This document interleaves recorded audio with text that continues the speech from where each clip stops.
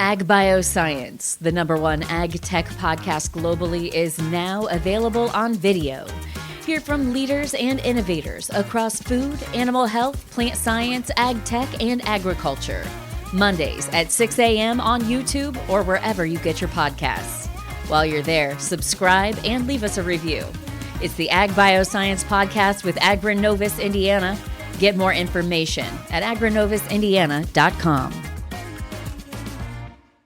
This is Inside Indiana Business Radio on demand for Monday, June 8th, 2026. I'm Gerry Dick. As a new week begins, Indiana Governor Mike Braun says a deal for a new Chicago Bears stadium in Hammond is not done until the ink dries on the contract. But he tells me the vote by the Bears Board of Directors late last week to move forward with plans in Indiana is the biggest threshold to be crossed yet in a months-long effort to land the multi-billion-dollar project on the Indiana side of the border. I asked him if Illinois could still make a counteroffer. I don't know what they could put forward that would better our deal. And then it becomes, who would you rather do business with over the next 50 years for all the reasons we've talked about? That's why I think when that threshold was crossed last Thursday, made public Friday at noon, that is going to put the odds up to close to 100%, not there completely, but it is the biggest threshold we've crossed to date. Indiana revenue collections surpassed the most recent estimates for the month of May. The Indiana State Budget Agency said Friday general fund revenues last month totaled nearly $1.7 billion. That's $23.4 million higher than the April 2025 forecast, or 1.4%.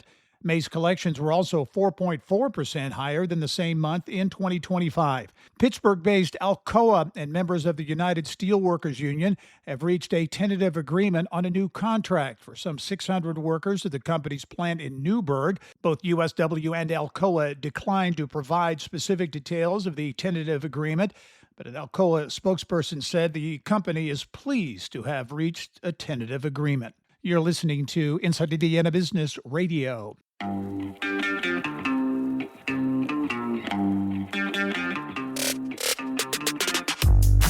Hello and welcome to Inside Indiana Business. I'm Gerry Dick, coming to you this week from Northwest Indiana, Jeffersonville, Muncie, South Bend, in downtown Evansville, Terre Haute, Fort Wayne, Richmond, from one of the state's key entrepreneurial and innovation hubs, 16 Tech. Inside Indiana Business, Indiana's business news leader.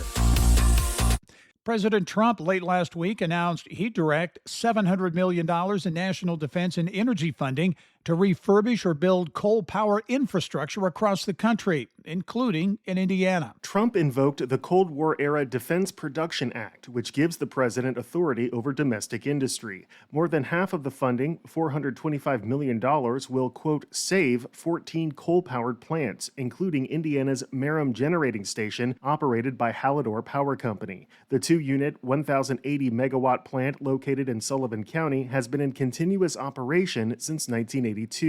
Trump's executive office said in a news release that the money will enable the selected facilities to invest in upgrades that extend their operational life, reinforce grid reliability, and keep electricity prices low as demand grows.